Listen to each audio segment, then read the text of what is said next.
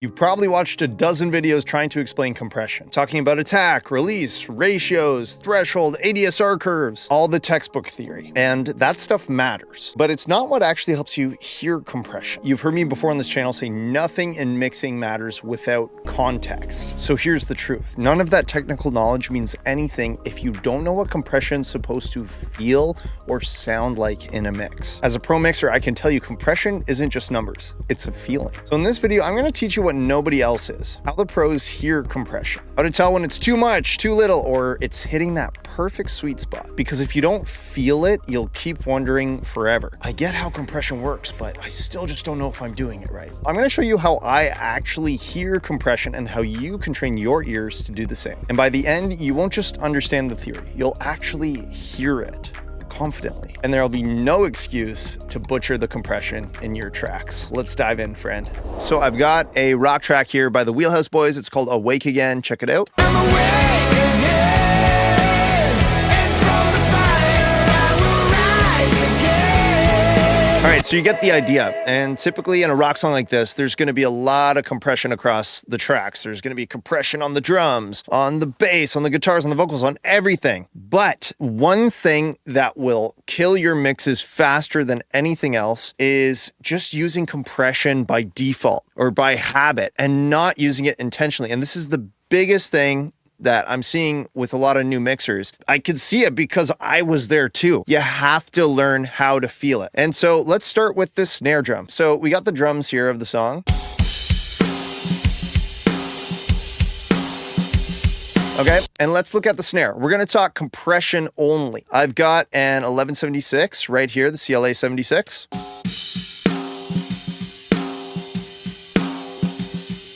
And you can see I've got the release set pretty fast, bit of a slower attack. And so what are we feeling? What is this feeling thing I'm talking about? Well, the idea is that, we can look at some numbers, but what does this compressor do when I hit bypass on it and I make sure it's level matched? I'm not gonna do some volume trickery where I'm boosting the volume. You gotta make sure it's level matched. And when you actually just close your dang eyes and listen to it, like what is it doing when we bypass it? So here's it bypassed. Right?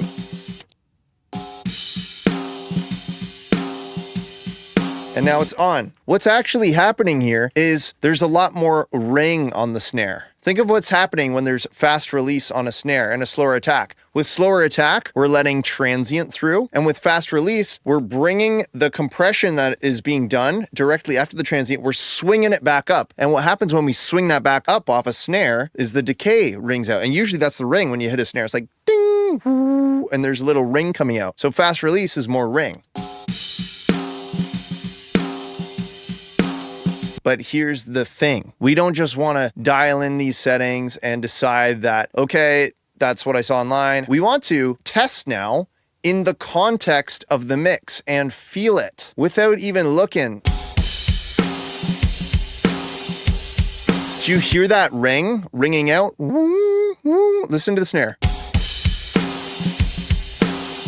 It's the ring of the snare. And what does that do? It brings the snare forward into the mix. Instead of it just being like, and no ring, it's like, it makes it carry through. So again, let's listen now in the context of the song. Always listen in context. I'm awake again, and from the fire I will rise. Now I'll turn it on.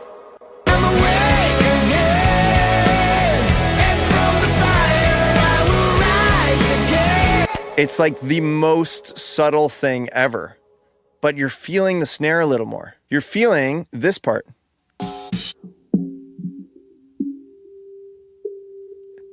That ring is poking out and carrying the snare through the beats instead of just getting this initial hit and then the snare disappears. And you can listen in groups too.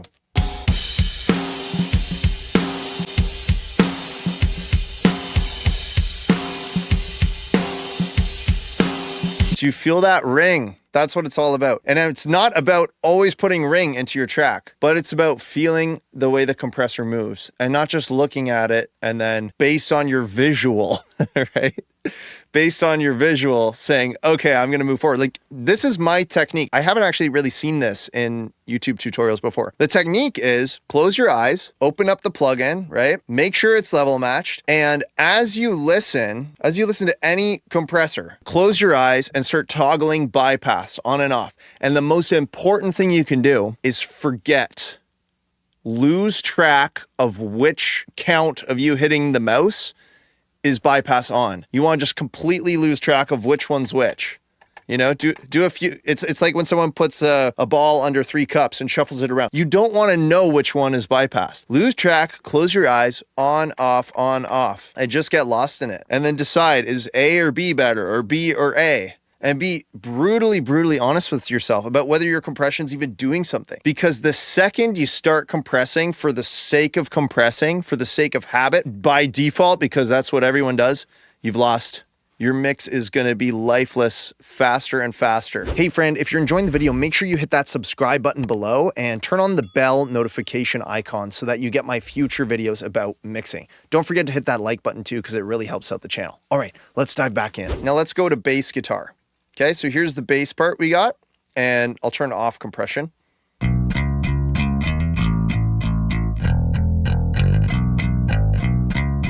Okay, so that's just bass tone coming in with a little bit of EQ, but there's no compression on this yet, and it's literally just a bass DI. And here is an 1176. Let's see what it's doing.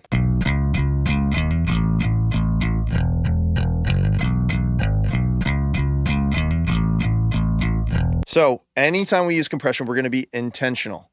We're thinking, what is this doing to the bass? All I want for bass is low, consistent low end. I don't want it to be pumping crazy all over the place. Just riding the low, feeling good. I'm going to do that by, again, putting this in the mix, closing my eyes, and hitting that bypass button until I lose track. Okay, and the idea is we got to make sure it's level matched. That feels pretty consistent and level, and now I can check it in the mix. So let's close our eyes and let's start bypassing on and off and lose ourselves in the bypass button without knowing which is which. And just feel that bass. Feel when it's consistent, feel when it's full, feel if it's too thin, too thick, feel how the volume is changing.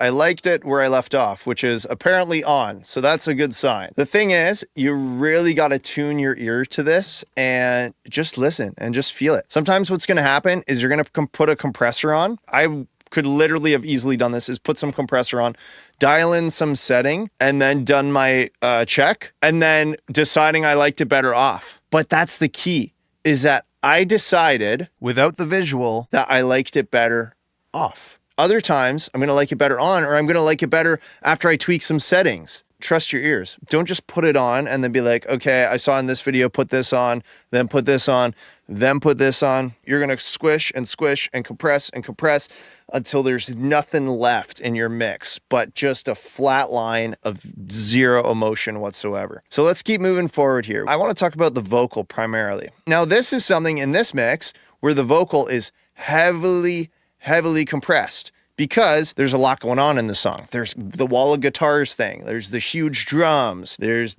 full low end and all sorts of other synths and strings happening too. So how is the vocal going to cut through that? It's going to need to be consistent. Here's the thing. With a vocal, you can't just take these settings. So have a listen to this vocal. I'm awake again, and from the fire I will rise again. Yeah, it's pretty heavily compressed. There's like 3 compressors on it, which we're going to look at. But if you were to approach a emotional ballad the performance of a ballad vocal with this level of compression, it would just not work. It wouldn't work because you would be chopping off the natural expression. And right when that vocal is really leaning into it and really digging in, you're going to be flatlining it and killing the energy and killing the emotion. You have to do it in context of the song. How much compression am I going to feel? How much compression am I going to use? Here, I got to make it thick and full, because if I had too much dynamic range in this vocal, quiet words are going to get lost in the dense arrangement. Like, let's turn these compressors off.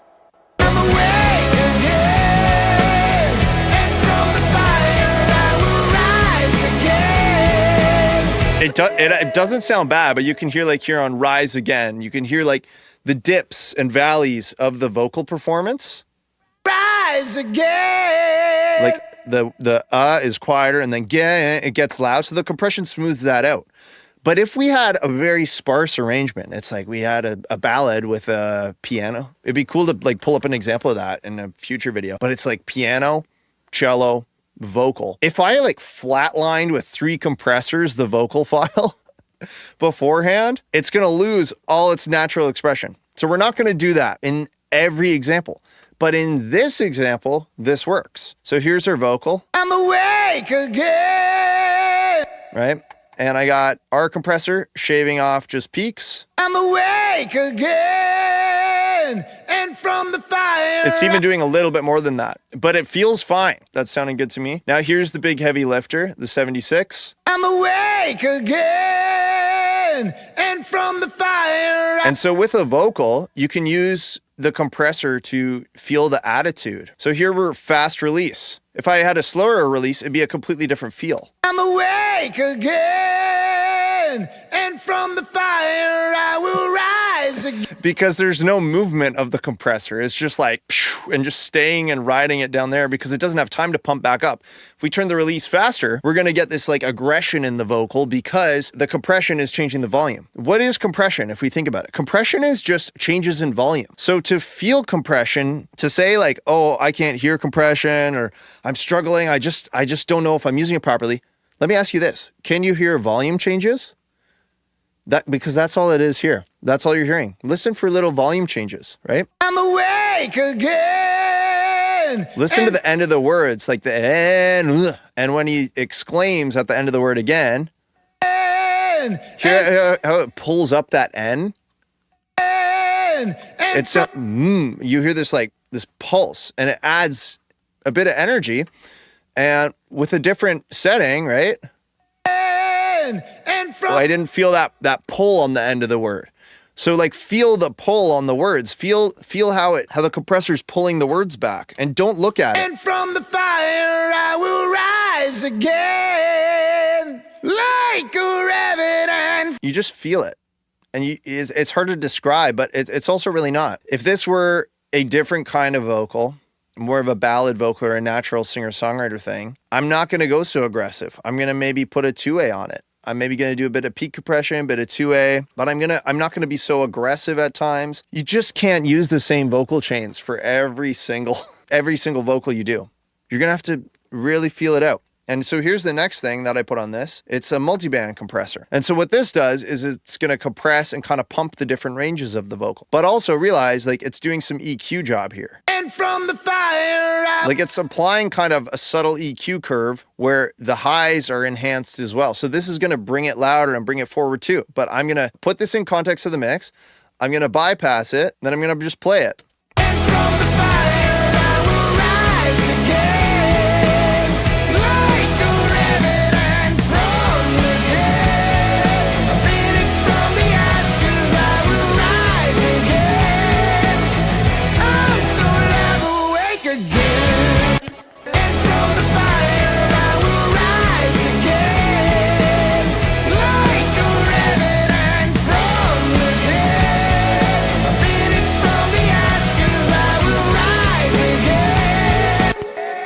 That's where I liked it. And I think I liked it because it was a little brighter too, and just a little bit more energy. And the thing is, the first time you do this, make sure your plugins are level matched, and you'll be laughing sometimes because what you'll notice is a lot of the times you liked it better without any compression at all. That's the thing. There's a trade-off when you use a compressor, and you don't always need to use one. The other day was a guitar track, and on the guitar, all of the harsh kind of high mid stuff was being dynamically compressed, and all that happened was it kind of took the life out of the guitar, and the fix was turning that off and instead letting those peaks come out, but doing it as a volume maneuver instead of with dynamic compression. So turning the guitar down to now have that guitar part fall into place, because there are such great musicians and vocalists where you just want to let the dynamics speak naturally. Other times like this, you're going to want to compress. You're going to want to feel the pump of the words. You're going to want to feel the aggression. The biggest mistake is getting on YouTube and watching a video where it's like, okay, use these settings and you're good. You can always start with those settings. Like I teach all sorts of methods and plugins that like typically work for me for a vocal or for another instrument. But the idea is you gotta feel how to tweak it. And that is something you have to internally feel. It's something where there are no rules. It's something where you need to just bypass the plugin, try and level match, try not to look at it, just listen. And a lot of the times what you notice as soon as you start doing this is you'll realize you're putting way too many things on your tracks, way too many plugins that don't need to be there. This vocal chain was originally a lot longer with a lot more plugins. And I realized I was way overdoing it. It needed to be compressed, but it didn't need to be, totally clamped down on when it's not needed. But when it is, go for it. How do you figure that out? You got to feel it. I think the biggest lesson here is use compressors and limiters intentionally, not by habit. And this is what you'll see with getting to the higher levels of the pros is they're putting less on the tracks. They're taking things off. Whereas your first several years of trying to get into mixing, you're putting way too much on. And if you enjoyed this video, I have something I think you'll enjoy just as much. It's my home mixing cheat sheet. And this is a cheat sheet with all sorts of go-to settings that I typically use that sound good on all sorts of instruments. Everything you can imagine from guitar, vocal, drums, bass, strings. And the idea is that this is a starting point. On there are all settings for great starting points. When you put them on your track, don't think of it as a full solution. Oh, just put on this setting. You'll be, using different cheat sheets and stuff, trying to figure out which one is the right one. There is no right one, but you can use my go-to settings as a starting point for you to tweak. Go in and start with these settings. It's free to download. The link is at the top of the description. And from there, you can tweak to your song. To truly be a mixer, you got to develop the instinct. And I find for myself, I'm constantly working on that instinct, constantly catching yourself, especially with having all the plugins at your disposal, everything you could have ever dreamed of having in your DAW. The big battle now is backing it all off and stripping it away and only putting on what's necessary. If you want to keep learning how to do that, make sure to subscribe to the channel. Super stoked that you're here, friend. It was fun looking at these compression examples with you, and I'll see you in the next video.